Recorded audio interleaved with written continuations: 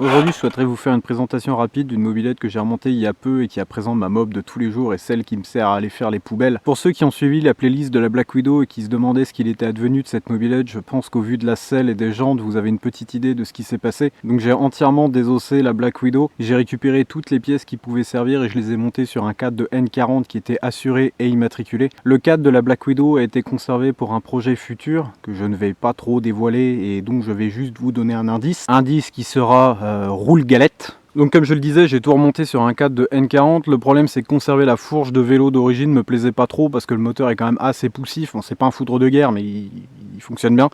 Donc il a fallu que je trouve une fourche dans le même coloris que le cadre et il a également fallu que je trouve une béquille du même coloris. Je vais juste faire une aparté en ce qui concerne la béquille pour remercier le vendeur parce que je sais qu'il regarde mes vidéos.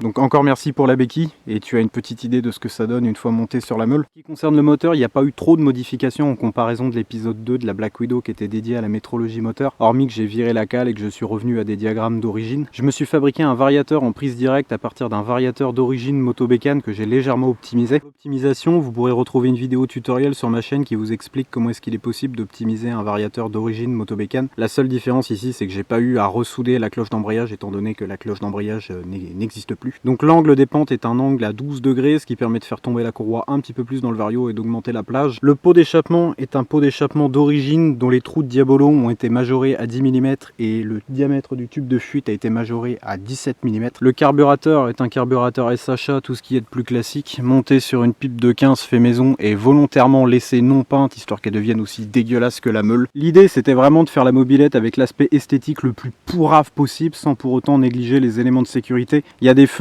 il y a des freins et tous les accessoires nécessaires pour éviter de se faire sodomiser par la maréchaussée. Donc rétro, klaxon, plaque d'immatriculation et tout le bordel administratif qui va derrière. C'est une mobilette que j'ai terminée il n'y a pas très longtemps. J'ai pas encore eu le temps de la roder, même si le rodage se fait sur 50 mètres et après c'est plein gaz. C'est une mob qui est agréable à conduire. Les pneus sont littéralement énormes et ont été assez compliqués à faire rentrer dans les garde-boue. Il a fallu faire pas mal de modifications, mais tout est rentré en lieu et place. On peut voir ici par exemple que ça passe vraiment au poil de cul, mais ça passe. La tension de chaîne se fait vraiment au millimètre, mais bon, tout passe. L'idée c'était vraiment d'avoir un aspect le plus bas possible avec des pneus énormes, des roues énormes et un aspect esthétique absolument merdique. Donc voilà ce qu'il en est. Je pense que ce sera à peu près tout pour cette présentation. De toute manière, je vais me faire déranger par une bagnole. Donc ce que je vous propose, c'est de prendre la GoPro et qu'on aille faire un tour avec. Bon alors il n'y a plus de batterie dans la GoPro, donc ça va probablement couper au milieu de la balade. Quoi qu'il en soit, si cette vidéo vous a plu, n'hésitez pas à me le faire savoir en commentaire. Si vous avez des questions, n'hésitez pas. Je tâche de répondre à tout le monde et à tous les commentaires. Merci à tous et à bientôt.